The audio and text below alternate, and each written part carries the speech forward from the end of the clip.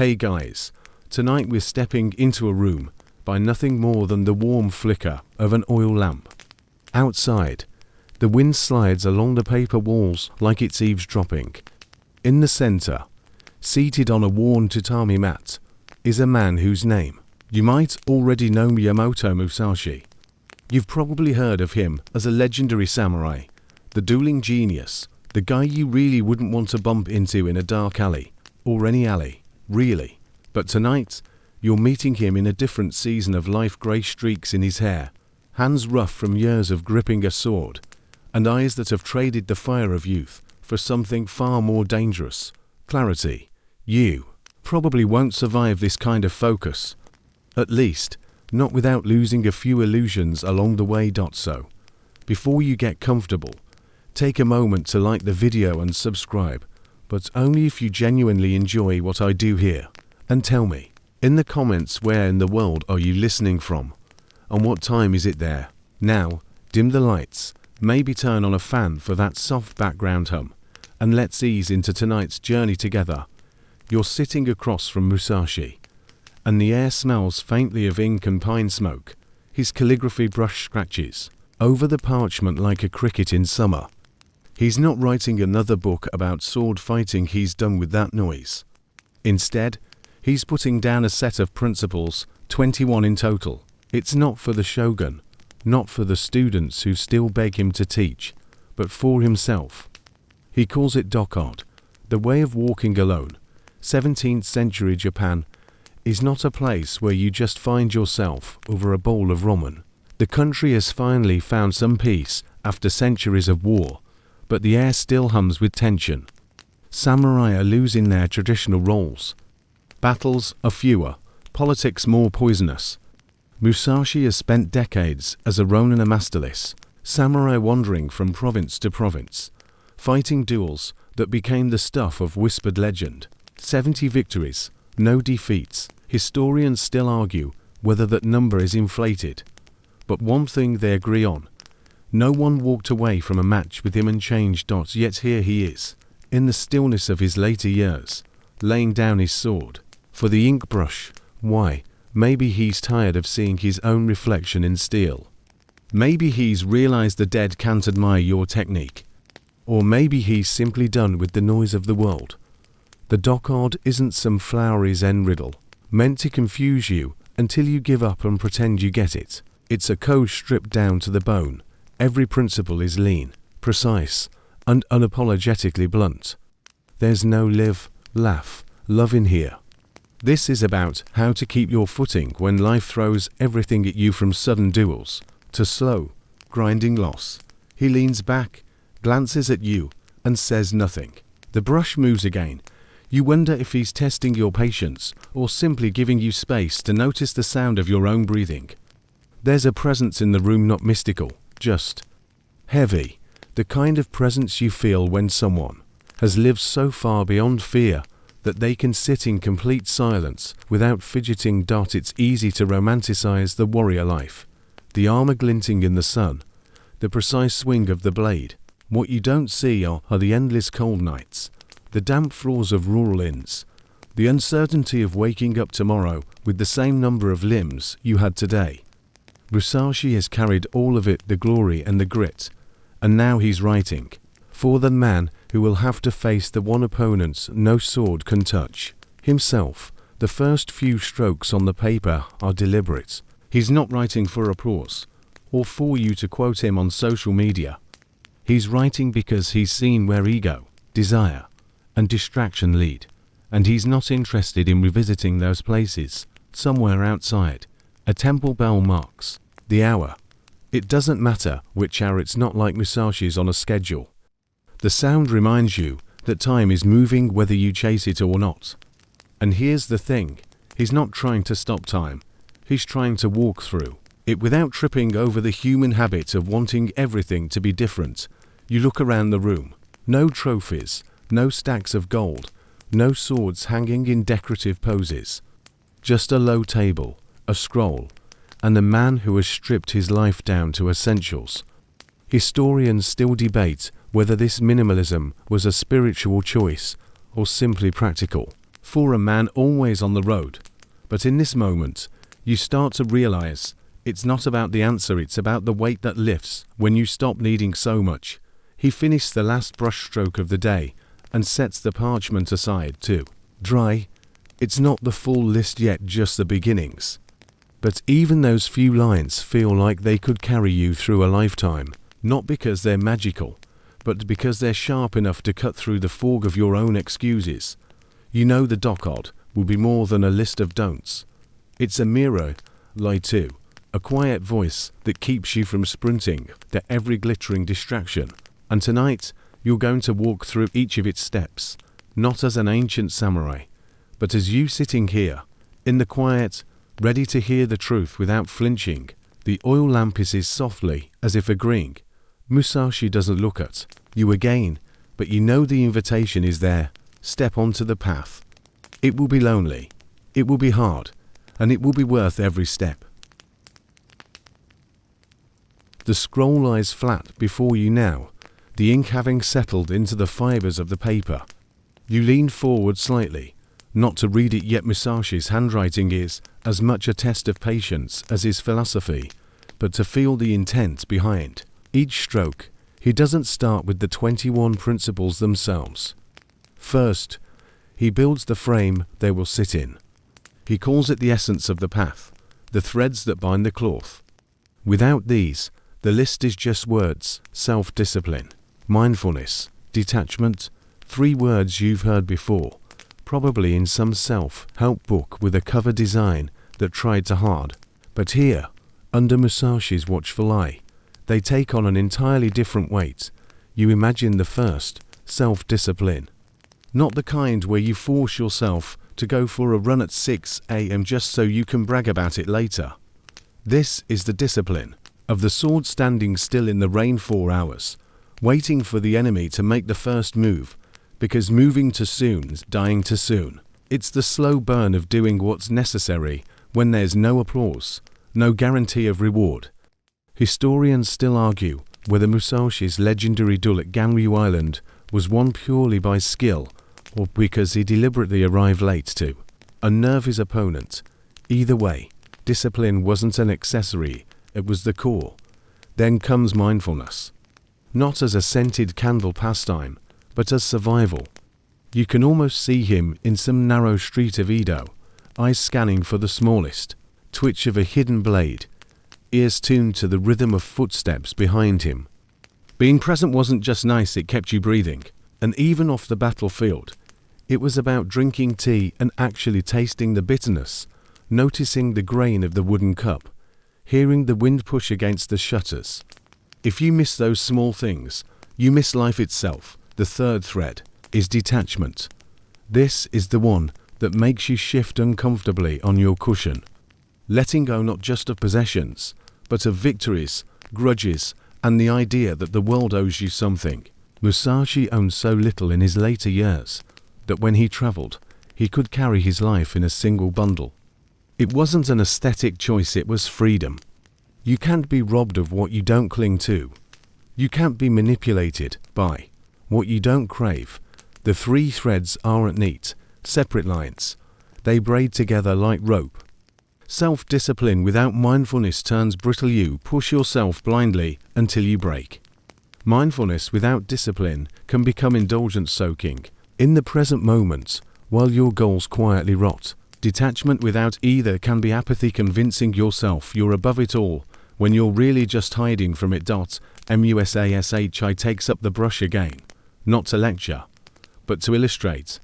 He sketches a few rough lines, a samurai's sash, frayed at the ends, 3 chords twisted together. You're not sure if it's art or just a doodle, but you get it. The strength comes from the weave, not the strands alone. A thought crosses your mind. In your own life, these 3 threads are probably knotted. Maybe self-discipline shows up in your work but phrase when it comes to your health. Maybe mindfulness is something you save for vacations, as if presence is a luxury, and detachment, that one's tricky. You might call it letting go when it's really just ignoring the problem. You glance back at Musashi. He's not smiling, but there's a faint curve at the edge of his mouth, as if he knows exactly what you're thinking. He doesn't care if you've got these threads neatly wound yet, only that you understand they're the loom on which the rest of the Dokkōdō will be woven. To drive it home, he tells you not with words, but with a steady, unblinking gaze. What happens when these threads snap? Without discipline, you chase every shiny thing until you're lost. Without mindfulness, you drift through your own life like a ghost. Without detachment, you become a prisoner in a cage you built yourself. The room grows quieter. You realize it's not because the wind outside has stopped, but because you've stopped noticing it. Your attention is pulled inward, to your breath, to the brush in his hand, to the faint scent of the ink. That's the first test, and you've already stepped into it. Somewhere far away, a drum beats. It's probably nothing more than a festival. Practice in a neighboring village, but in this moment, it feels like a reminder you are alive now. Not yesterday, not tomorrow, now. And as the drumbeat fades, you understand the three threads are not goals to achieve, but conditions to maintain. Like keeping a fire alive in winter, neglect one, and the warmth fades. Keep them together, and they'll light the way through whatever the next 21 steps demand. Musashi lays the brush down. The scroll waits.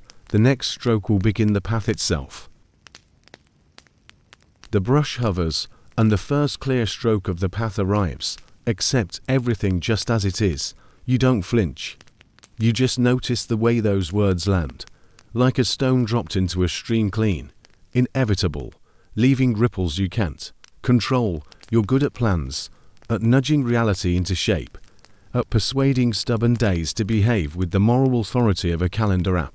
But a stone is a stone. You can't negotiate with granite. Musashi invites you to stop trying. You picture a boulder half buried in a mountain path. Earlier in your life you would push, curse, look for a lever, send an angry letter to the department of unnecessary obstacles. Now you stand, feel the weight of the stone through your sandals, and step around it, letting the stream of your attention flow where the ground will actually hold. Acceptance is not surrender, it's orientation. It points your feet toward ground that moves. The room acknowledges this with its own small lesson. A draft lifts the edge of the scroll, threatens to fold Musashi's words into a paper fan. You reach out on reflex, then stop, letting the draft live its brief life. The scroll settles by itself. The world didn't need your lecture. Your breath arrives and departs without minutes taking attendance. You remember the three threads. Discipline holds you still. Mindfulness shows you the draft. Detachment lets it pass. Musashi tilts the brush so a darker bead of ink blooms on the page. You know enough of his history to hear the subtext. This is a man who spent decades in a country where steel often spoke first. The Tokugawa peace has quieted the major wars, but the habits of conflict remain. A mainstream fact sits calmly beside you. Musashi composed his late teachings in the 1640s, during the early Tokugawa shogunate, when dueling fame had begun giving way to teaching, art, and austere reflection. Historians still argue whether the Dokkōdō was drafted mere days before his death at Rigando, or collected from earlier maxims polished in solitude. Either way, the first maxim's weathered face looks you in the eye. Accept things as they are. You want to ask, even the unfair, the painful. The part I really don't like. The brush answers by staying quiet. Acceptance isn't approval, and it's not passivity. It's the removal of the first, most wasteful layer of struggle, the layer where you demand that rain be sun and winter be spring because your mood board said so. You stop arguing with the sky. You put on a cloak. You walk. A small smile nudges the corner of your mouth. There's a relief that comes when you stop trying to unsubscribe from reality. Light joke 1. Your inbox of cosmic newsletters remains fully subscribed. You notice how much energy returns the moment you discontinue the fantasy that you can edit the present with sheer indignation. Acceptance gives you back the calories you were burning on no. Musashi lifts a cup. The bitter tea is the same tea, whether he approves or not. He tastes it fully, without adding honey to the fact that it's bitter. You follow suit and discover that flavors grow honest when you stop bribing them. In the same way, a day becomes usable when you stop paying it to be different. Acceptance isn't resignation, it's contact. It's your hands on the real handles of the moment. Try opening a door by turning the wallpaper stylish, fruitless, exhausting. He motions toward a simple bowl nearby, repaired with veins of gold kintsugi. The bowl's break was not erased, it was illuminated. You feel the lesson settle. Reality includes the crack. The beauty emerges when you trace it without denial. A fringe tidbit sidles in. Some Edo households played the incense game, Kordu, guessing scents with a seriousness you reserve for tax season, another way of training attention to what is, not what I wish it were. Your nose is an honest historian when your ego isn't bribing it with potpourri. Light joke to no scented candle plot twists tonight. Your mind, polite but restless, tries a legal objection. But if I accept everything, won't I become a doormat? Musashi answers by not moving his feet. Acceptance happens first, action follows, cleanly. When the stream accepts the stone, it doesn't retire. It curves, carves, reshapes the banks. The refusal to waste time on wishing leaves more time for doing. Acceptance is the appraisal. Discipline is the bid. Mindfulness signs the contract. Detachment keeps you from overpaying. You think of a duel, perhaps the famous one on Ganri Island, where Musashi carved a wooden blade from an orand. Arrived late, sun at his back, currents in his favor. The tide was the tide. He could whine about it or use it. He accepted wind and light, then acted with them. Historians still argue whether he was strategically tardy or simply traveling by the world's least reliable ferry schedule, but either way, complaint never scored a point on a battlefield. Beneath the quiet, your nervous system explores a new muscle, naming the present. This isn't an affirmation, it's a census. The crackle of the oil lamp, the draft that visits and departs like a humble ghost. The brush's hair soft on the page. You notice the micro flinch when something displeases you, the faint clench in the jaw, the urge to mend the world with speed. You don't suppress it, you accept the flinch, too. Metaphor your own reflex. A practical counterpoint arrives with the simplicity of a rice bowl. Acceptance does not mean liking. You can dislike a fact and still stop trying to unmake it with volume. The sun sets, your opinion is noted. You move your camp. When a friend leaves, acceptance doesn't cancel sadness. It gives the sadness a chair so it stops rattling the windows. When work changes, acceptance doesn't cancel effort. It points the effort toward what exists. You recall those earlier words. Detachment is not indifference. Accepting the stone is not sitting down to live under it. It's choosing the path that gets you home before the lamp gutter. A joke tiptoes through like a stray cat. You can put Chief Reality Officer on your resume now. Light joke 3 benefits. Include fewer arguments with weather. Your eyes drift to the cave mouth. Yes. You can almost feel Rigando's stone ribs around you, even if you are only visiting in imagination, and you sense why the first principle had to be first. Without it, each of the next 20 moves gets contaminated by friction with what already is. You bargain with pleasure, but only because you haven't accepted its impermanence. You mistrust your feelings, but only because you haven't accepted their weather. You shrink the ego by accepting its persistent talent for self-advertising. The whole code breathes easier once the present is permitted to exist. There's one more edge to polish. Acceptance operates at 3 scales. First, the moment your breath refusing to be the perfect breath, your tea refusing to be cocoa. Second, the season, the career that is what it is right now. The friendship in the shape it has today, not last winter. Third, the life, this one, with your particular set of cracked bowls and lucky rivers. When you accept across scales, your decisions align. You stop scheduling a life that only exists in press releases. You begin to steer a life that answers to gravity and time. Musashi places the bowl down and, in an almost playful mood, taps the table twice as if to say, here. That's the entire curriculum for this minute. Here, not the theoretical ideal, not the dramatized catastrophe, not the comment section of your anxieties. Here is stable enough to stand on and flexible enough to move from. Before the brush rises for the next principle, you quietly try a small experiment. You let your shoulders drop instead of convincing the room to be warmer. You let the itch on your forearm complete its sentence. You let a memory knock without turning it into a lecture series. The stream doesn't become stone. The stone doesn't dissolve into stream. They share the path, you walk it.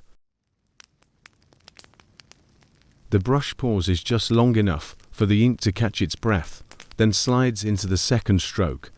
Do not seek pleasure for its own sake. You feel a faint stab of resistance before the meaning even settles because, let's be honest, you like pleasure, soft blankets, good food. That moment when the kettle clicks off and you know tea is coming. Why would you not seek it? Musashi doesn't tell you to scowl at joy. He's not banning laughter or banning peaches.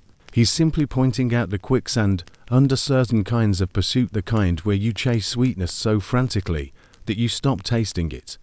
You remember hearing about the pleasure gardens of Edo, public spaces blooming with cherry blossoms, the air sweet with incense, vendors selling grilled river fish.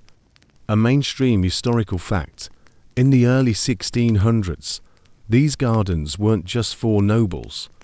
Common townsfolk could stroll in, sip sake, and watch the world tilt pink. They were joy in bloom, and yet, for many, the blossoms became a checklist item, something to do for the year, rather than a moment to dissolve into. That's the risk when pleasure becomes an objective, not an experience. Musashi's eyes slide toward you, unreadable. He's known the other end of this spectrum too. Men who drown themselves in wine, in women, in extravagant meals, thinking that the next indulgence will patch the hole. Historians still argue whether Musashi, in his younger years, ever fell into such excess during his travels, spending dual winnings on fleeting comforts, but by his later life, the answer in his bearing is clear. He walked away from the marketplace of constant appetite. The brush leaves a streak, darker at the start, fading to a thin line. That's what unchecked pleasure can do. It flares, then dwindles. You felt it, the thrill of buying something online that loses its glow before the box even arrives. That's not joy. That's hunger dressed as entertainment. He pours tea. Again, this time without offering you the sweet dumpling in the small wooden tray beside him. You notice it anyway. Your mind starts composing arguments. It's just one. I've earned it. It's polite to accept hospitality. Then you realize the dumpling isn't the test. You are the reflex to fill the moment with. Something pleasant is the real subject here. You imagine an archer pulling a bow. If pleasure is the arrow, where's it aimed?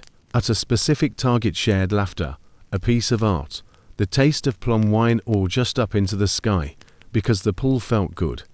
The second might be fun for a shot or two, but eventually arrows come down, and not always where you expect. Light joke 1: gravity still hasn't accepted your unsubscribe request. Musashi's principle doesn't banish pleasure. It trains it, like fire in a hearth. It should warm you, not burn down the house. Too much indulgence blurs the edges. A focus leaves you too comfortable to notice you've drifted from your course, and the drift rarely announces itself. It happens one extra cup, one extra hour, one more why not at a time. You remember the 3 threads. Self-discipline moderates the fire. Mindfulness tastes the moment fully. Detachment keeps you from shackling your mood to it. Together, they turn pleasure into a guest, not a landlord. A fringe tidbit slips in, like the curl of smoke from a hidden ember. In some tea gatherings of the Edo period, hosts would deliberately serve a dish with an imperfect flavor balance due salty to bitter before the sweet course. Not to torture guests, but to sharpen their appreciation.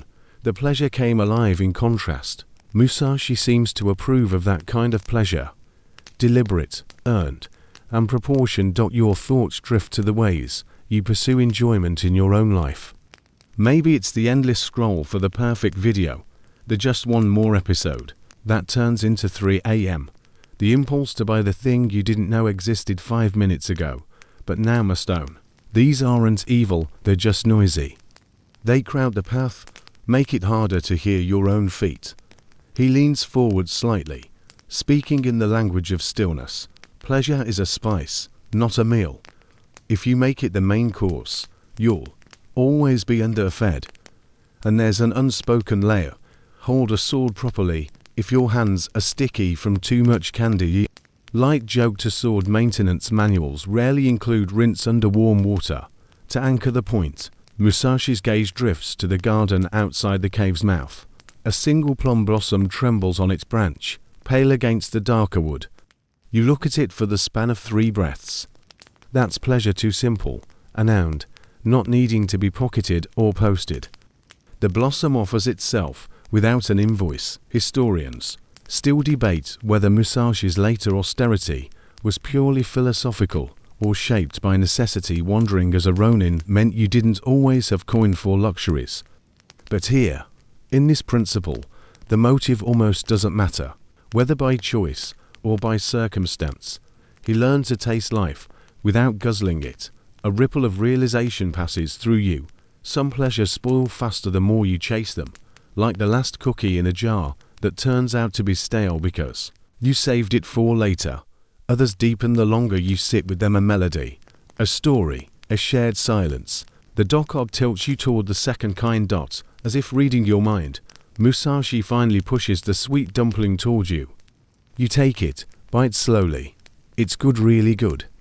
And because you didn't chase it, you taste it more fully. You realize the moment will end, but you don't lunge to keep it alive past its time. You swallow, set down the tray, and the world feels lighter. Pleasure is no longer your compass. It's just the color in the sky as you walk your way forward, and the path ahead, you suspect, is about to demand a steadier kind of navigation. The next line appears under Musashi's hand, like a shadow forming on snow. Do not under any circumstances depend on a partial feeling. The words themselves feel a little slippery, and you catch yourself leaning closer, as if proximity will clarify them. Partial feeling, what does he mean? You think about it, and the answer walks in wearing the clothes of 100 past mistakes, the snap judgment, the heat of the moment email. The decision made, while adrenaline was driving and reason was tied up in the trunk. Musashi's gaze meets yours. He doesn't need to explain that he's seeing what happens when warriors act on half-formed emotions. In the duel, it's fatal. In everyday life, it's just slower moving damage. You picture him in the dusty streets of a castle town, facing an opponent whose stance looks open, almost inviting a strike. An eager swordsman might take the bait, lunging at the apparent weakness. But if that stance is a trap, you're already in it. Historians still argue whether Musashi's most famous victories came from sheer technical superiority or from his ability to read the whole picture before moving. Either way, partial feeling is the crack in the wall you don't see until it widens beneath your weight. He sets the brush aside for a moment, folds his hands. The room smells faintly of cedar smoke. Your mind floats to times when you've acted without the full map, when you let a single moment's irritation steer a conversation into an argument, or when excitement pushed you to commit before you knew the terms. It's not that feelings are the enemy, they're part of the compass, but they aren't the entire landscape. Musashi picks up a small stone from the windowsill and rolls it between his fingers. Partial feeling, the gesture seems to say, is like looking at this stone through fog. You might think it's smooth, but hidden on the other side is a sharp edge. The trouble isn't in feeling, but in mistaking a fragment for the whole. A quirky tidbit drifts in, almost like gossip from the past. Some Edo-era strategists trained by practicing slow seeing. They'd study an unfolding scene, but force themselves to delay any conclusion until they'd observed 3 complete cycles of movement. It was an antidote to the impulsiveness that can ride in on a single heartbeat. Musashi might have smiled at the method. It's essentially making your emotions take a deep breath before you hand them the keys. You think about modern equivalents. That moment you get a text that makes your stomach drop, you start typing, your thumb sprinting toward retaliation. But if you wait, the rest of the context arrives, the second half of the message, the emoji that flips the meaning entirely. You realize that if you'd hit send, you'd have been swinging at shadows. Light joke: 1 modern sword duels, now fought entirely in group chats. Musashi leans forward slightly, and the air changes. This isn't about detachment in the way you've heard before. It's not about dulling yourself to emotion, but about holding it until you can see its full shape. Like waiting for ink to dry before you roll up the scroll, rush it, and you smear what could have been art. You recall the 3 threads again. Self-discipline keeps you still when partial feelings demand you leap. Mindfulness lets you notice the feeling without instantly obeying it. Detachment stops you from clinging to it like it's the last lifeboat on the ship. Together, they turn weight from a punishment into a strategy. Outside, a crow calls 3 short cries, then silence. Musashi's eyes flick toward the sound, then back to you, as if to remind you that listening fully means hearing the silence between the notes. You start to see how much of life is played in those pauses. Another historical fact slides into the scene. In sword schools of Musashi's time, students were often made to stand in guard positions for long, aching minutes before any strike. It wasn't just muscle training, it was teaching them to feel the whole body of the fight before acting. A strike born from partial feeling is noisy and obvious. A strike born from full awareness is quiet until it's too late to stop. A fringe image appears in your mind, a paper lantern in the wind. From one side, it glows warm and steady. From the other, you see the flame bending dangerously toward the rice paper. Partial feeling is that single, flattering view. You mistake it for the whole truth, only to find out there is danger in the unseen half. You think about your own lantern's decisions you've lit with half the facts, relationships you've entered on a single bright impression, projects you've abandoned because the first twinge of doubt felt like a verdict. If you had waited, what else might you have seen? Musashi finally speaks, not in words you hear, but in the way he sets the stone back on the sill with careful precision. You understand, when you wait, you don't just avoid mistakes, you earn the kind of timing that can't be faked. He picks up the brush again.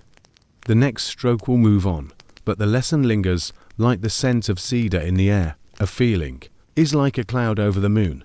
You can rush to declare it full or empty, but if you wait, the light will show you what it really is. You settle back, letting that truth find its place, knowing that the next principle will tug at a different thread, but this one will keep weaving itself through them all. The brush flows into the next line, the ink curling with the elegance of a sword's arc. Think lightly of yourself, and deeply of the world. The phrasing catches you off guard. Lightly of yourself. You've spent years being told to believe in yourself, to know your worth, to stand tall. And now here's Musashi, advising you to take yourself lightly. But watch him. The man who never lost a duel doesn't exactly radiate self-loathing. This is not about self-erasure, it's about loosening the grip of ego, so your hands are free for something else. He pours tea again, the steam curling like a small ghost between you. Lightly doesn't mean carelessly. It means not carrying your own self-importance like a pack mule loaded with gold bricks that turn out to be painted stones. The ego is heavy, and heavy things slow you down. You remember a mainstream historical fact. In early Edo Japan, a samurai's status was as much a social costume, it was a reflection of skill. The right crest on your kimono could open doors, the wrong one could see them slammed shut. Historians still argue whether Musashi deliberately dressed more plainly than his peers to avoid such traps, but many accounts describe him in worn, unadorned robes, more like a traveling craftsman than a decorated warrior. Lightly of himself indeed. When you carry yourself lightly, you're quicker to notice the weight of others, the world's vastness, the subtle cues in the environment.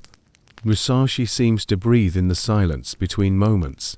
He notices the tiny shift of the wind outside, the angle of light that says the sun has edged lower. He's not busy rehearsing how he'll sound in tomorrow's legends.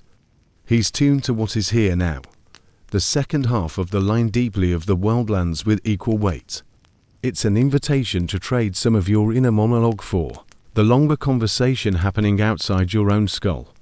This isn't the shallow skim of a tourist passing through a market, noting only the price of trinkets. It's leaning close to smell the cedar planks of a dock, noticing how the fishmonger's voices rise and fall with the tide, how even the stray cats move in rhythm with the day. A quirky tidbit bubbles up. During certain seasons in Edo, Firewatch towers use decoded bell system to alert neighborhoods to blazes. Locals learn to identify not just that a fire had started, but where, by the rhythm of the bell. To live well, you had to think deeply of the world because the world was speaking in ways that could save your life. You realize that thinking lightly of yourself isn't a demotion. It's making space. When the mirror isn't pressed up against your nose, you can see the whole room. When you're not rehearsing your next line, you hear the other person's. Musashi isn't asking you to shrink, he's asking you to step out of the spotlight. You've been shining directly into your own eyes. He gestures subtly toward the cave mouth, where the landscape rolls out in shadow and light. Somewhere beyond the hills, villages trade rice and silk, fishermen mend nets, children chase each other with sticks pretending they're spears. You're not the center of that map. And instead of shrinking you, the realization expands you. Light joke 1, congratulations. You've just been promoted to small but essential background character in the grand drama. You recall the 3 threads. Self-discipline tempers your ego when it tries to overpack its suitcase. Mindfulness lets you spot the moments when the world is showing you something rare. Detachment frees you from clinging to your own role as if it's the only one that matters. Musashi sets down his cup and takes up the brush again, but not before meeting your gaze. You sense the unspoken warning. Pride can make you deaf, and self-absorption can make you blind. The world isn't just scenery, it's the arena, the teacher, and the audience. Think deeply of it, and it will think back. Another historical echo.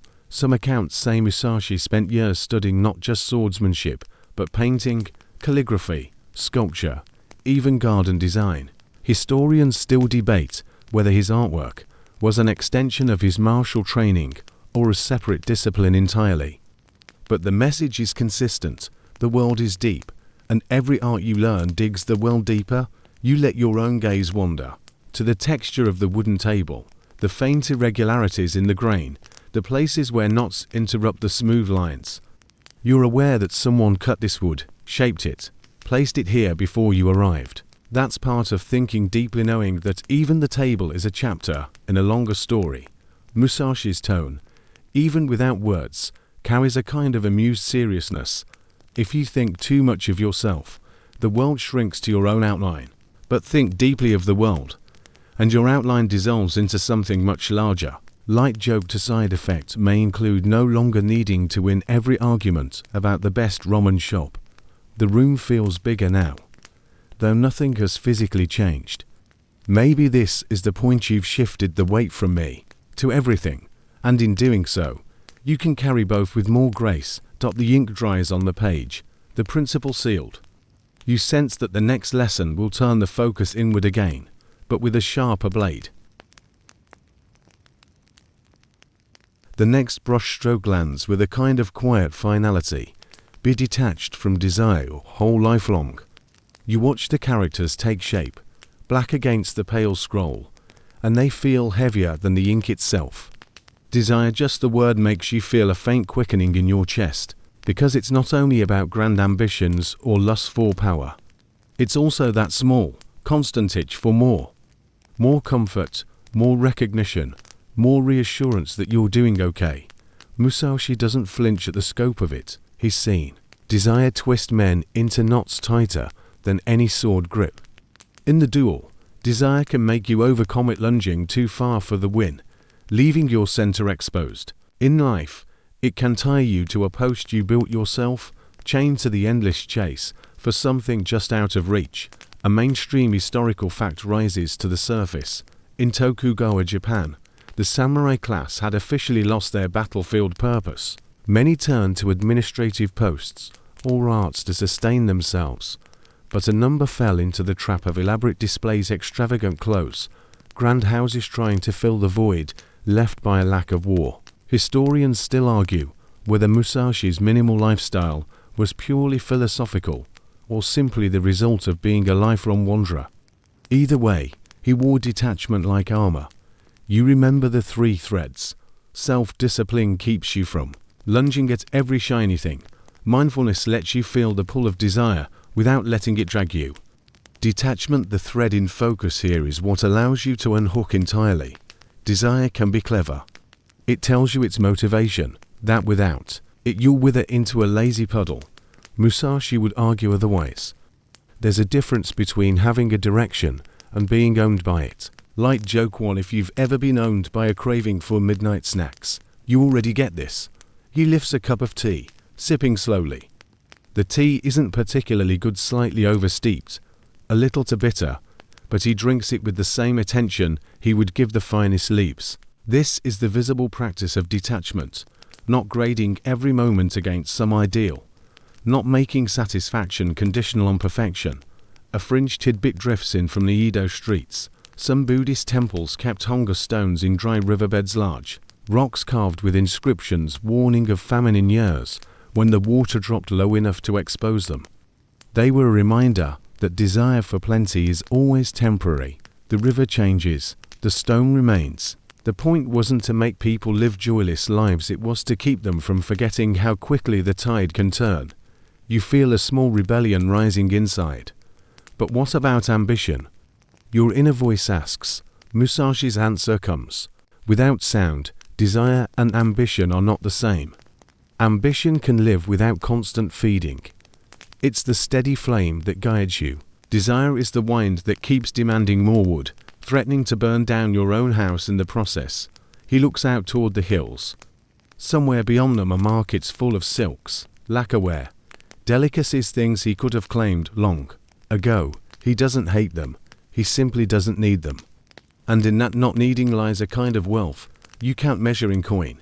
You try it on for size, just for a breath, imagining yourself walking through your own marketplace, not immune to what you see, but free from the itch to possess it. It's a strangely spacious feeling, like someone just took a heavy backpack off your shoulders.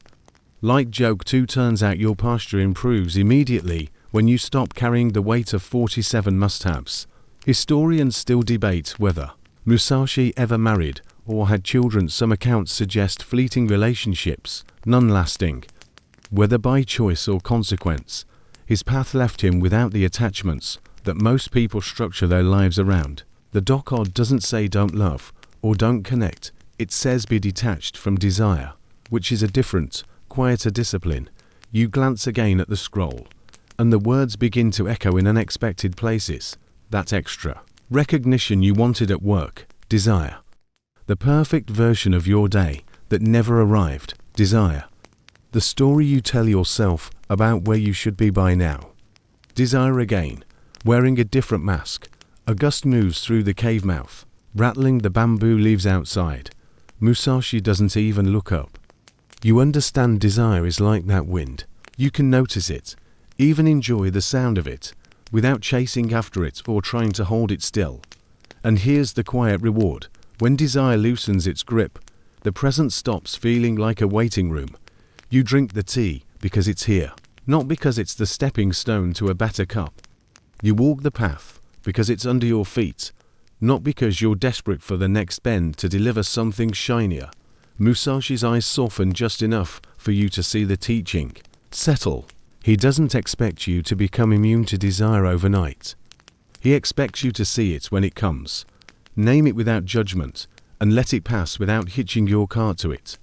You think back to the first principle, accepting the stone in the stream, and realize this is another layer of that same river. The stone here is desire. It sits where it will. You choose whether to flow around it or anchor yourself to it until the current tears you apart. The ink dries. Musashi lays the brush down for a moment, and the silence between you feels lighter. You suspect that's not an accident. Musashi writes the lines without lifting the brush, as if they were always meant to arrive together. Do not regret what you have done. Never be jealous. You feel the air change the way it does just before rain because both of these visitors know your house well. Regret knocks with a ledger and a sigh. Jealousy doesn't knock at all. It peeks in the window to see what everyone else is having for dinner. You taste the ghost of old choices in your mouth. Words you can't unsay. Roads you didn't take, because the sign looked hand-drawn and suspicious. The reflex is familiar. To replay the scene, fix a line of dialogue, add a braver version of yourself with better lighting. Musashi lets the silent movie unspool, then points to the projector, not the screen. Regret is the power cord. Pull it and the show stops. The past is not a bargaining partner. It's a landscape feature mountain there. River here, use it for orientation, not self-punishment. A mainstream historical fact steadies the lesson. Musashi fought his most famous duel against Sasaki Kajiro on Ganri Island in 1612, then lived another 3 decades refining his art and, eventually, teaching. Historians still argue whether he arrived late to unnerve Kajiro, or simply timed the sun and tide to favor his stance. Either way, he did not spend the next 33 years rewriting the morning. He carried what happened forward, not backward. You breathe out, longer than you meant to. Regret often poses as moral seriousness. I'm a good person because I suffer over this mistake. But notice how it locks your feet. Musashi prefers restitution to rumination. If something can be mended, mend it. If not, stop breaking it with memory.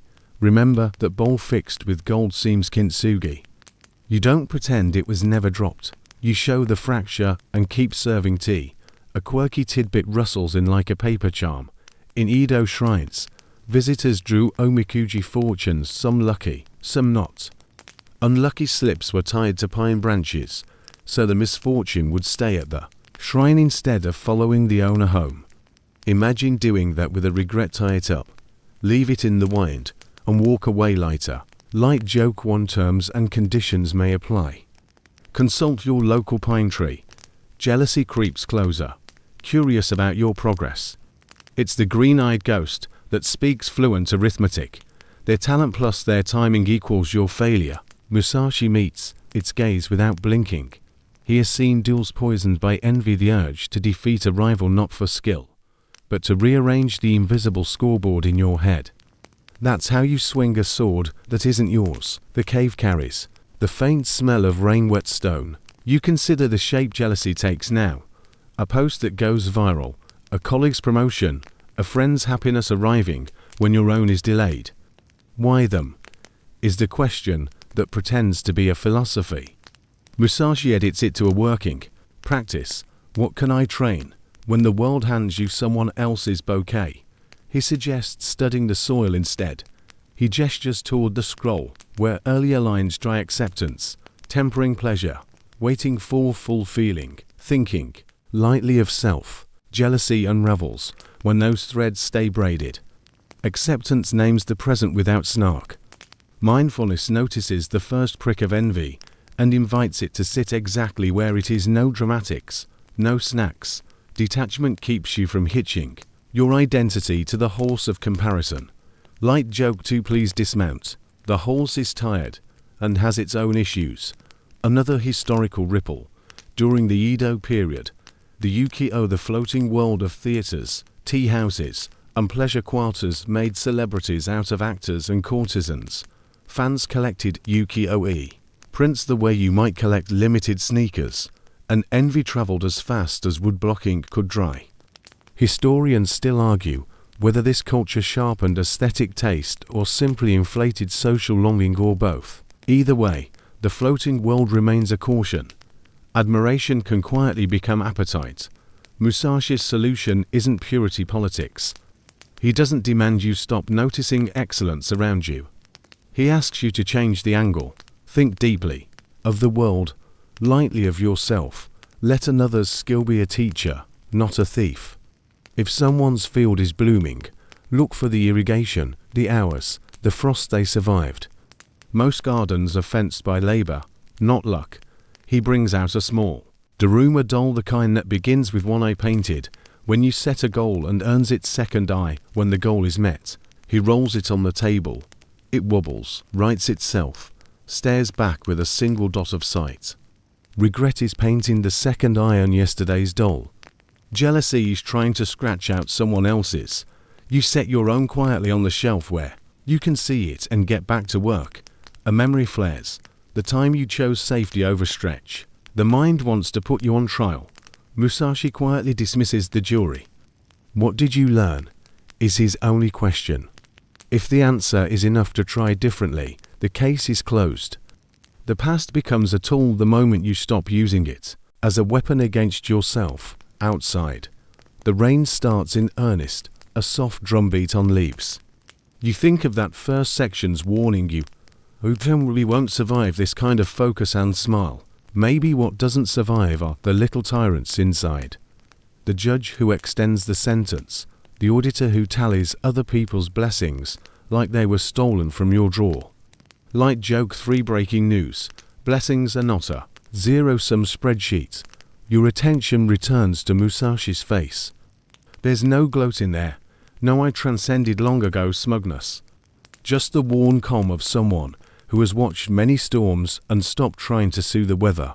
He's intimate with loss and with victory, and he has learned the same lesson from both. You take the next breath, you place the next step, you keep your blade clean, and your mind cleaner.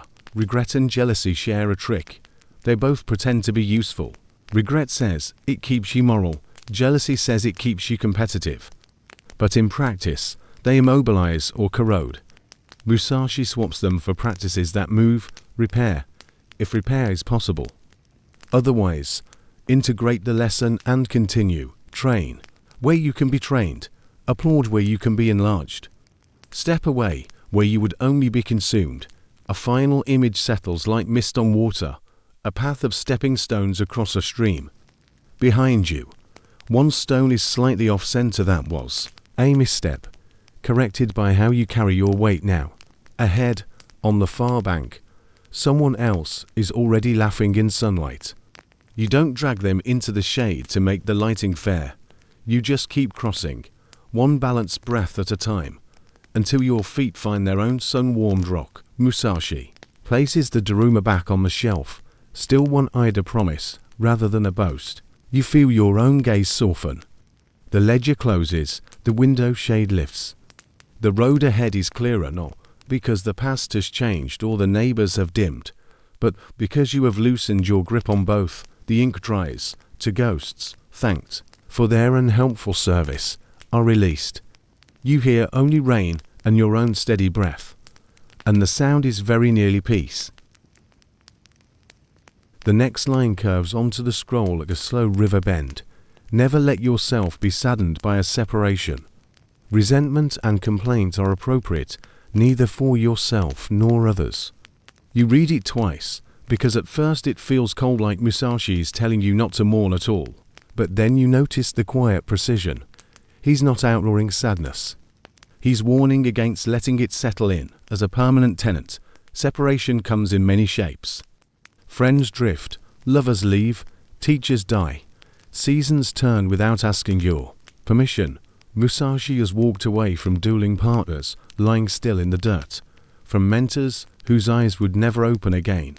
From towns where the smell of the river still clung to his clothes long after he left. If he'd let grief chain his ankle each time, his path would have ended before it began. A mainstream historical fact anchors this truth. During the early Tokugawa era, many ronin like Musashi moved constantly, seeking work, training, or simply survival. Bombs were often brief, and partings came without ceremony. Historians still argue whether Musashi's emotional reserve was temperament or training. But either way, he learned to bow to endings without trying to drag them into the next chapter. The room smells faintly of damp stone. A breeze snakes in from the cave mouth. You think about your own separations, some clean, some jagged. The temptation is always to replay, to keep people in your life by keeping them in your mind like an exhibit, but Musashi's tone is practical. Memory can honor without imprisoning you. He pairs this with a refusal of resentment and complaint. This is harder than it sounds. Resentment is a slow-burning ember that feels, at first, like warmth. I'm right, they're wrong, and my anger proves it. Complaint is its chatterbox cousin, rehearsing the injury out loud until it becomes the only song you know. Both keep you rehearsing battles you've already left. A quirky tidbit from Edo life floats in. Some merchants had the habit of keeping Uramibon resentment ledgers where they'd record grievances against rivals or debtors. Supposedly, once a year, they'd burn the book in a small ceremony to reset the balance. You can imagine Musashi raising an eyebrow at the whole practice. Why carry the book at all? Burn it as you go. Light joke, one less fire hazard, more shelf space. The three threads weave here again. Self-discipline keeps you from feeding the fire each time you remember the slight. Mindfulness notices when sadness becomes a long-term house guest. Detachment lets you step away from the ledger entirely, not just promise to burn it later. Musashi leans back, and for a moment you see him as the unshakable warrior. But as a man who has endured many small exiles, some chosen, some forced, he has left people and places behind, not because he didn't care, but because clinging to them would have left him stranded. The way he writes this principle suggests something softer than it first appeared. Sorrow is allowed to visit, but not to take your bag. Historians still debate whether Musashi left his home province willingly or was driven out by conflict after a battle in his youth. Either way, his life became a chain of arrivals and departures, each one a chance to practice this skill. Greeting change with a bow, not a barricade. The second part of the principle, no resentment, no complaint, feels like a natural extension. If separation is inevitable, bitterness is optional. Complaint may win you sympathy in the short term, but it stains the tongue over time. Musashi isn't suggesting you accept injustice silently. He's saying that once you've acted or spoken, where it matters, dragging the grievance behind you, wasted strength. Light joke to your enemies, don't pay rent to live in your head. So why give them the penthouse? Outside, the rain has slowed to a mist, softening the outlines of the hills. You think of separations that were storms in their own right, the friendship that ended in slammed doors, the job you left midwinter with no plan, the parting words that came out sharper than intended. In each, resentment was a tempting coat to wear, but it only made the room hotter. Complaint kept the wound open longer than the original cut. A fringe story brushes past. In some coastal villages, fishermen would send boats into the fog when a crew member died at sea, carrying a small offering of rice and sake. The boat would drift until it vanished. It was an act of letting go without denying the bond. That's the balance Musashi's pointing toward. Acknowledge, release, keep walking. He sets his brush down, and the cave settles into a long, even silence. You can feel the weight of all the goodbyes he's folded into his pack over the years, none of them forgotten, none of them allowed to steer. You realize, sitting there, that to never be saddened by a separation is really to refuse to be undone by one. The sadness can pass through without setting up shop. And when it does, there's more room for the present to come in, bringing whatever's next, new companions, new teachers, even new silences to share. The same goes for resentment and complaint. They might knock on the door, but you can nod at them, then close it, not out of denial, but because the next stretch of road needs both your hands free. Light joke, 3 hard to hold your sword if one hand is busy shaking it at the past. Musashi returns to the scroll. The ink from the last stroke glistens faintly before it dries, a reminder that even the words themselves are in motion, wet now, gone soon, making room for the next. The principle is less about erasing and more about traveling light. You think about the stones you've been carrying, the names and faces carved into them. Some you keep for memory, others you realize could be set down. Outside, the mist begins to lift, showing more of the path ahead. Musashi doesn't point at it, you see it yourself. The next brushstroke will take you into another kind of fire. But for now, You breathe in the damp air, lighter by a few ghosts. The next line Musashi writes is sharp, almost abrupt. Do not let yourself be guided by the feeling of lust or love. You watch the characters take shape, each stroke deliberate, as if to remind you that control begins here in the hand, before it can falter in the heart. It's tempting to read this as cold advice, a refusal of intimacy altogether. But Musashi's eyes are calm, not hardened. He's not advocating for a life without connection. He's warning you about letting the currents of desire or infatuation pull the tiller out of your hands. Lust and love, different masks, same capacity for blindness. Lust can turn every step into a sprint towards something you haven't even examined. Love, in its early fever, can convince you that the map is irrelevant, that all roads are good as long as they lead toward them. But both can fog the edges of reason until you're swinging at shadows or missing the enemy in plain sight. A mainstream historical fact presses into the moment. In the rigid social order of Tokugawa Japan, romantic attachments, especially for someone of the samurai class, could complicate alliances, loyalty, even survival. Historians still argue whether Musashi avoided marriage and deep romantic entanglements entirely or simply kept them hidden from record. But either way, his writings reveal a man who prized autonomy above the comfort of being tethered. You recall the three threads again. Self-discipline is the guard at the gate when the heart surges forward, wanting to hand over the keys. Mindfulness is the quiet observer, noticing the flood without getting swept away. Detachment is the anchor that keeps your ship steady while the tide of attraction rushes in and out. Musashi shifts slightly, the faint creak of the mat under him, as if to underscore the stability he's talking about. He doesn't say don't feel. He says don't be guided. Don't hand over your compass, because the wind is warm today. Light joke one, especially if that compass is now pointing you towards someone's balcony at midnight with a bad poem in hand. You think of how quickly desire can change the way you see the world. That cafe table becomes ours. The color blue becomes the color of their scarf. The next decision becomes whatever gets me closer to them. The problem isn't that it feels good, it's that the whole horizon tilts, and suddenly, you can't tell north from south without them. A quirky tidbit drifts in from Edo theater culture. Kabuki actors often had legions of devoted fans, some willing to bankrupt themselves or risk scandal for the sake of proximity. One popular actor was said to receive love letters folded into origami cranes, smuggled backstage.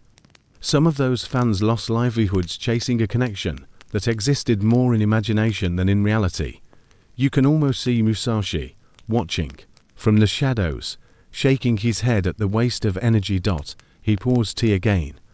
And this time the movement of his hand is the point, steady, precise, unchanged whether the cup is full or half empty.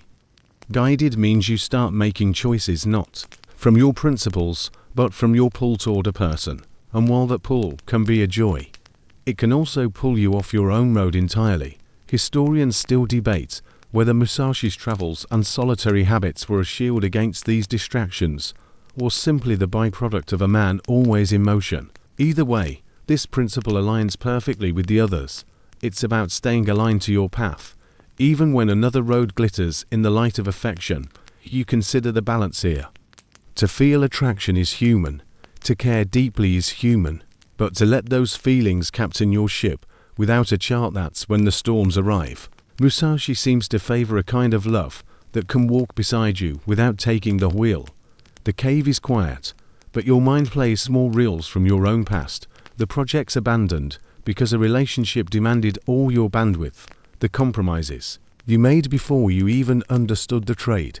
Some were worth it, others you can see now they were detours through fog. Light joke, too beautiful fog, yes, but still fog. A fringe detail from Japanese poetry surfaces.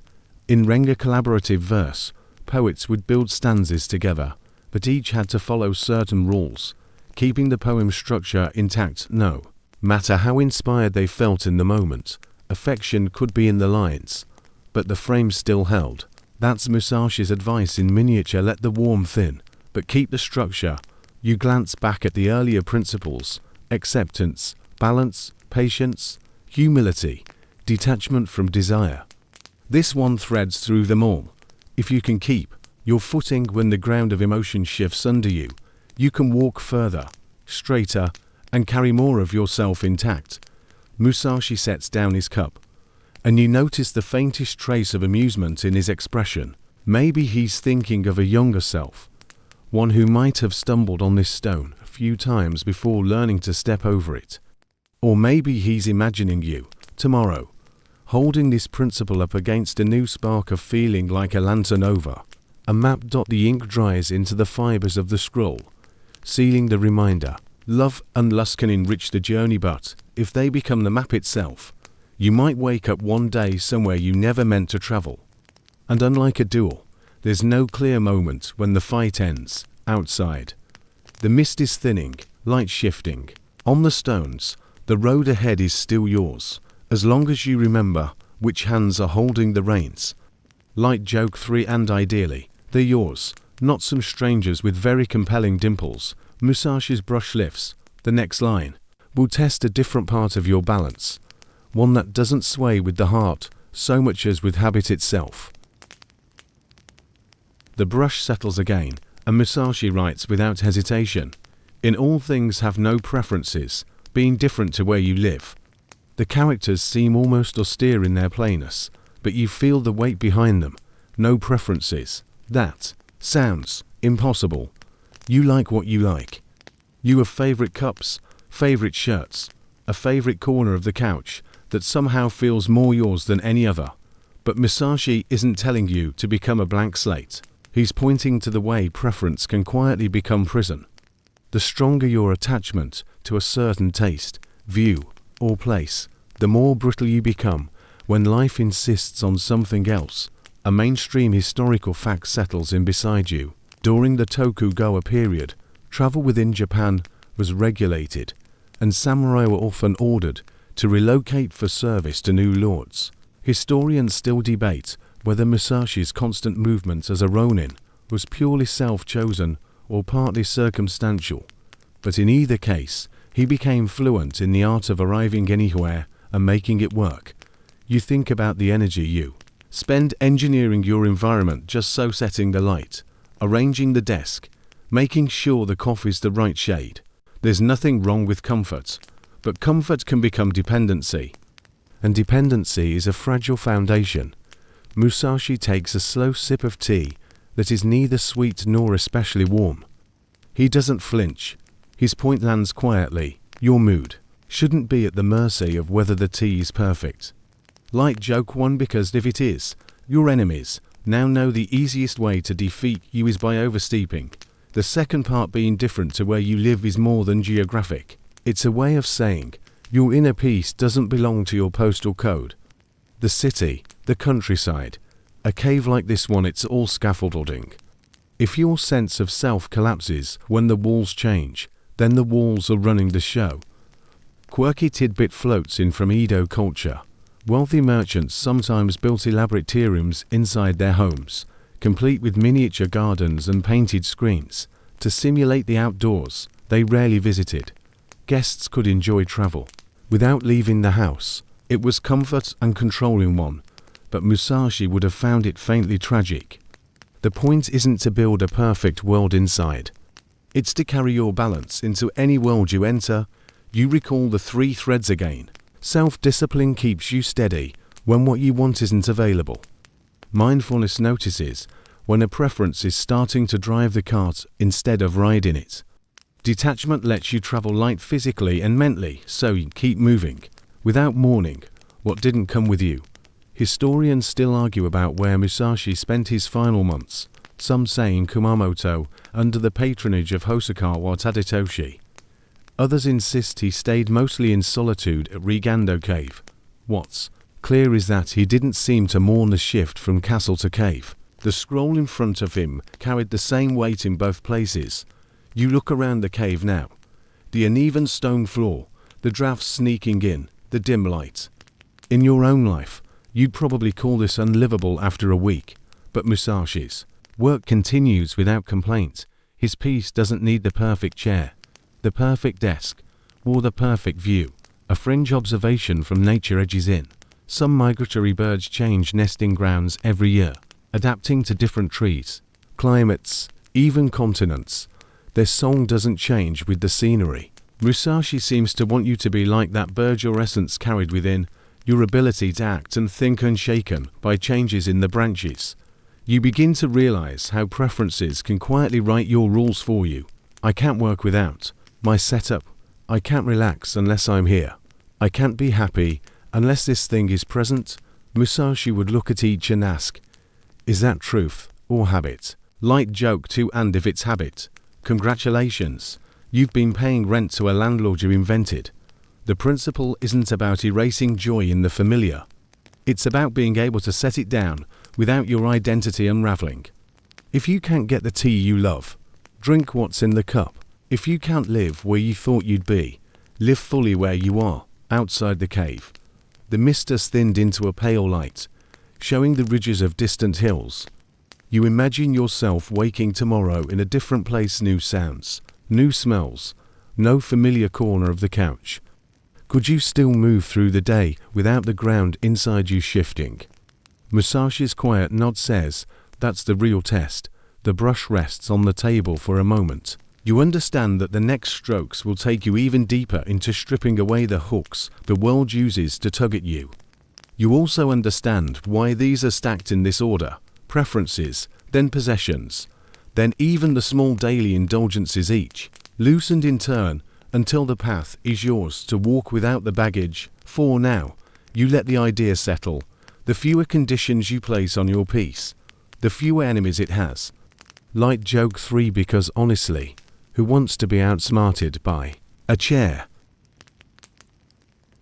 The brush dips again, and Musashi writes to principles that fit together like the ends of a knotted cord. Do not pursue the taste of good food. Do not act following common customs. At first, they seem unrelated, one about the tongue, the other about society, but in Musashi's world, they're two faces of the same attachment, the habit of letting appetite, whether literal or cultural, make your decisions for you. Food is the easier to grasp. You remember the dumpling from earlier, the way it tasted richer because you didn't chase it. Now Musashi sharpens that lesson. Do not make your life a tour of flavors, forever seeking the next perfect bite. The danger isn't enjoying a good meal, it's believing satisfaction depends on it. A mainstream historical fact anchors this. In Edo, Japan, cuisine was already becoming an art form. Sushi, tempura, and elaborate kaiseki courses were growing in popularity among those who could afford them. Food was status, identity, a way to show refinement. Historians still debate whether Musashi ever indulged in such displays, but his later writings and sparse lifestyle suggest he preferred rice and miso over any feast that might dull his edge. He pours himself a bowl of tea, so plain it's almost bitter. There's no flinch, no sigh, just the same calm swallow as before. You catch the point. If your sense of contentment is tied to the seasoning, then you've given the spice jar control over your mood. Light joke 1, dangerous, because that spice jar doesn't even pay rent. The second part, do not act following common customs, cuts deeper. Customs are comfortable. They tell you where to stand, what to wear, when to speak. But they can also be invisible chains. Musashi isn't suggesting rebellion for rebellion's sake. He's telling you not to outsource your judgment to tradition alone. A quirky tidbit from Edo life drifts in. Certain tea gatherings had such rigid etiquette that hosts would rehearse their bows and hand movements for hours. To skip or alter one step would be unthinkable, even if the guest was visibly uncomfortable. Musashi would have seen the flaw here. The form would become more important than the function. You recall the 3 threads again. Self-discipline keeps you from eating until the taste blinds you to the rest of the meal. Mindfulness lets you notice when you're acting just because this is how it's done. Detachment gives you permission to keep the parts of custom that serve truth and discard the rest without guilt. Historians still argue whether Musashi's unconventional approach to dueling, arriving late, Using improvised weapons was genius, strategy or calculated disrespect for rigid martial customs. Either way, it worked because he understood the difference between what was necessary and what was just habit dressed in ceremony. You glance at the scroll. These two principles together are about source, not surface. Food is fuel. Custom is framework. Both can be beautiful, but neither should dictate your direction. You can enjoy the taste without needing it, honor tradition without being trapped by it. Musashi's gaze flicks to you, as if to ask, how much of your life is seasoning? How much is ritual you've never questioned? You think of the dishes you eat because we always have this on Sundays, the greetings you say automatically without meaning them, the events you attend out of sheer inertia. There's comfort there, yes, but also a kind of sleepwalking dot of fringe observation comes from the natural world. Certain plants will grow in the same place year after year, if left alone, their roots tangled into habit. But if the soil is stripped or shifted, they either adapt or die. Musashi's point is simple. Be the plant that adapts. He takes another sip of the bitter tea. And this time you notice the complete absence of commentary. He doesn't praise it, doesn't complain, doesn't compare it to other brews. It simply is, and so is he. You realize now that food and custom share a hidden danger. Both can make you forget to ask why. Why this taste? Why this rule? If the answer is because I like it or because it's tradition, Musashi would push you to dig deeper. Is it serving you?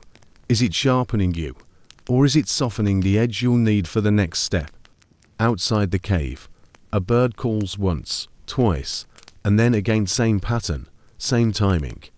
It's comforting, but you find yourself wondering, if the call changed, would you still hear it? Or would your ears be waiting for the old song? That's the test Musashi is pointing toward, to remain awake enough that you notice when the song changes, and flexible enough that you can change with it, like joke to, especially if the new song is better than the old one, which it often is. The principles dry side by side on the scroll. You imagine them as twin guards at a gate, one keeping you from worshipping taste, the other from kneeling to custom. Both let you pass lighter, less tangled in invisible threads. Musashi rests the brush. You sense the next lines will take you into more turbulent emotional territory, the realm of envy and anger. But they'll be easier to face now that you've loosened your grip on the smaller indulgences. You sip the tea, still bitter, and find that it's enough. Light joke 3. Look at you, drinking character development in a cup. The brush moves again, slower this time, as if the words themselves resist being written. Do not harbor jealousy. Do not harbor resentment. To storms you've known too well, both capable of sinking a ship without touching its hull. Musashi doesn't look at you when he writes this, maybe because jealousy and resentment are too private, too often disguised. He knows that to admit them is to admit you've measured yourself against another and found yourself lacking or wronged. Historical aside surfaces. In Edo period Japan, warriors weren't just measured by skill with a blade. Status, connections, and favor from powerful patrons mattered. A less connected, but more skilled swordsman could watch a mediocre rival rise, unable to challenge it without risking dishonor. The fertile soil for jealousy was everywhere. Musashi had to learn early that letting it grow was like planting weeds in his own garden. You think of jealousy as a thief, creeping into your focus, whispering that someone else's gain is your loss. Musashi sees it as worse, a distraction that makes you forget your own path. A duelist distracted by jealousy dies with his sword still sheathed. Then resentment, its sibling, heavier and slower. Jealousy stabs forward, resentment lingers, poisoning from within. In Japanese there's a word, urami, meaning a grudge carried so long it becomes part of your identity. Samurai tales are full of characters destroyed not by their enemies, but by the bitterness they nursed until it consumed them. Musashi pours water into a wooden cup and hands it to you. This, he says without words, is jealousy. The water is clear now. Then he sprinkles ash from the fire into it, resentment. The ash doesn't kill you, but it clouds everything, settles heavy, and makes the whole cup undrinkable. A modern mind might think, but aren't jealousy and resentment natural? Yes, they're human. But Musashi's lesson isn't to never feel them, it's to never house them. They are travelers. Don't give them a room and feed them. You picture how he must have lived this. Rival swordsmen insulted him, lords rejected his service. Younger men sought to surpass him, yet, instead of clinging to slights, he simply kept walking, kept refining his craft. Light joke, one resentment doesn't sharpen the blade. It just rusts it. Historically, there's a moment that fits. After defeating Sasaki Kajiro, Musashi could have gloated, paraded his victory. Instead, he left the island immediately, not even attending the official acknowledgement of his win. He didn't need Kajiro's death to define him, nor the envy of those who witnessed it. Your mind tests the principle. What would life look like without jealousy? It feels almost alien, like walking through a market and never comparing the weight of your basket to another's. What about without resentment? That feels even stranger, like letting someone cut ahead in line and forgetting about it before your tea calls. Musashi's gaze sharpens for a moment, and you realize jealousy wastes the present chasing someone else's shadow. Resentment wastes it dragging the past uphill. Both rob you of now. He lifts his brush and writes with deliberate spacing, as if to hammer it in. These are weights you choose to carry. You think of the Ronin's own travels through snow, rain, endless roads. He already carried his sword, his armor, his tools. To add jealousy and resentment would be to drown in his own baggage. There's a curious link to his earlier teaching. Not pursuing the taste of food, not following customs. All of them, at their core, are about not being ruled by appetite, by tradition, by envy, by grudge. The way to stay light is to keep dropping what doesn't serve the path. You glance outside the cave. The clouds shift, and a patch of sunlight touches the far hillside. It doesn't choose where to shine. It simply moves as the day turns. That's the opposite of jealousy, light, without comparison. Musashi sets down the brush. The air between you feels clearer now, as if speaking the principle aloud has swept some unseen dust from the room. You wonder if the next lines will take that clarity into the hardest arena of all, where desire meets danger, and the warrior's restraint is tested most. The fire crackles, and in it, you hear an echo of the ash in the cup. You set it aside. Light joke too, if resentment were tea, no one would order a second cup. The paper rustles as Musashi smooths it again, the ink from the last lesson barely dry. His hand moves with no hesitation now. Do not let yourself be guided by the feeling of lust or love. The words are stark, not avoid, not deny. But do not let yourself be guided. He's not outlawing desire, only warning against making it the compass. For a moment, you expect the stern sermon of a monk. Instead, Musashi chuckles, almost to himself. You remember this is a man who fought duels at dawn, painted landscapes at noon, and wrote poetry by moonlight. He understood human urges, maybe better than most. Historically, Edo Japan wrapped love and lust in elaborate codes. Samurai could keep concubines, form deep bonds with other men in wakashudo relationships, or arrange political marriages that had more to do with land than affection. Desire wasn't forbidden, it was just structured, which made it all the more dangerous when it broke structure. Musashi must have seen warriors throw their lives away over a lover's insult, or abandon years of training for the soft pull of romance. In a culture where honor could be cut down with a single rumor, letting passion steer you was like fighting blindfolded.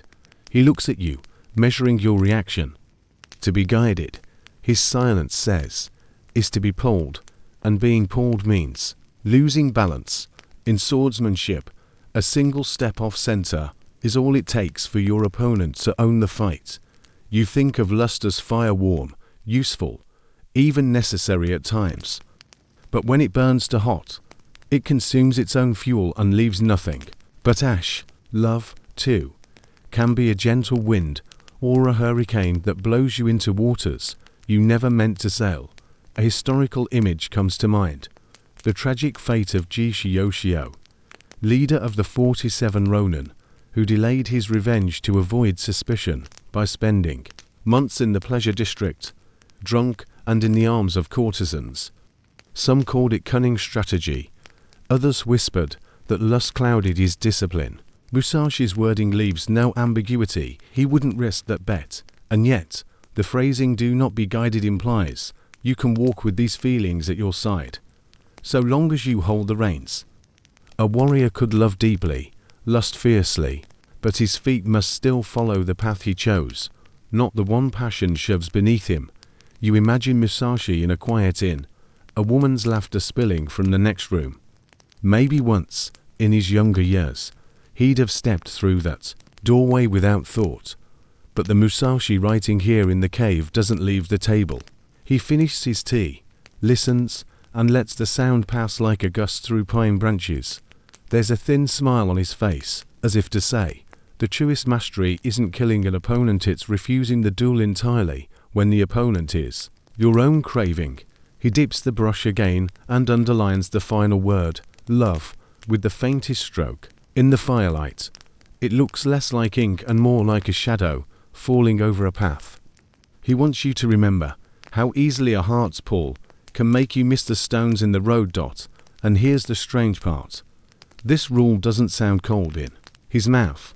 It's not the rejection of passion, it's the preservation of purpose. He knows the path is narrow.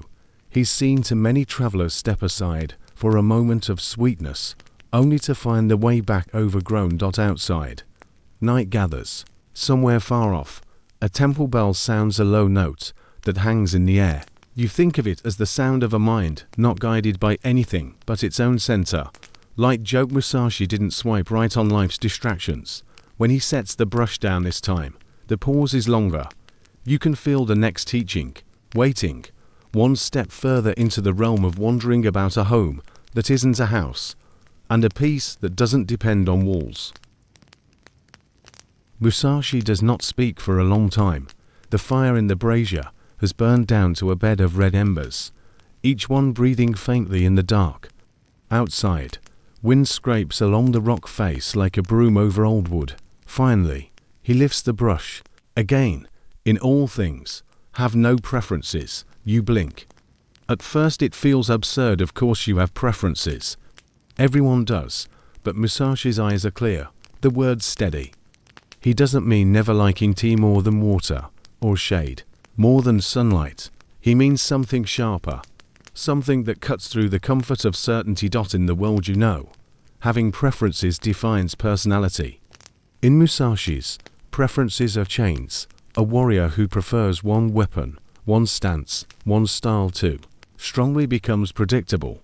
Predictable men die quickly. History shows the samurai were taught to be adaptable. The same hands that held a katana could string a bow, climb a cliff, or write a death poem without hesitation.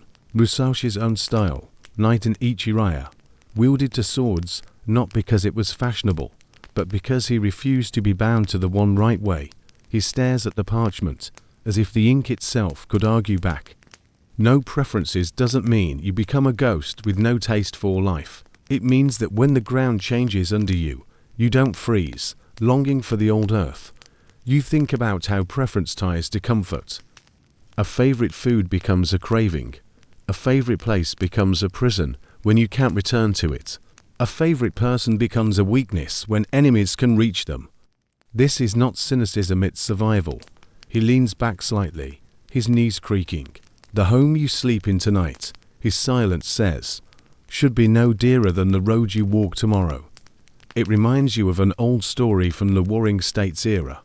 A swordsman named Sukahara Bakuden was challenged to a duel. While on a ferry, he agreed, but suggested they disembark to a nearby island where there would be more room. When the challenger leapt onto the shore, Bakuden pushed the boat away and continued on his journey. No preference for the fight. No need to win. No need to lose. Musashi's own life was a series of non-preferences disguised as choices. He roamed Japan without settling into a daimyo's service, though it would have meant wealth and safety. He studied art and calligraphy alongside war, because he would not be only a sword. He spent his final years in a cave, but could have died in a castle. Both were simply rooms to him. You look around the cave now. It has no decoration except a few scrolls and the faint smell of pine from the brazier smoke. Yet he seems as at home here as any lord in a golden hall. You realize it's because the home is not the walls, it's the mind that carries peace inside them. In your own life, you wonder what it would mean to have no preferences, to take the seat offered without searching for a better one, to drink what's poured without longing for what's missing, to meet a stranger without wishing they were someone else. Musashi lays the brush down, the tip shining with a last bead of ink. His eyes flick toward the mouth of the cave, where the moonlight now spills in a silver line across the floor. He doesn't say it aloud, but you feel the teaching settle in. If you learn to walk without preference, every path is open, every turn survivable. Outside, the wind shifts, the cave breathes, and you know that the next page will take you from walls to the world, to a lesson about food and custom, and the strange freedom in letting go of even those smallest attachments.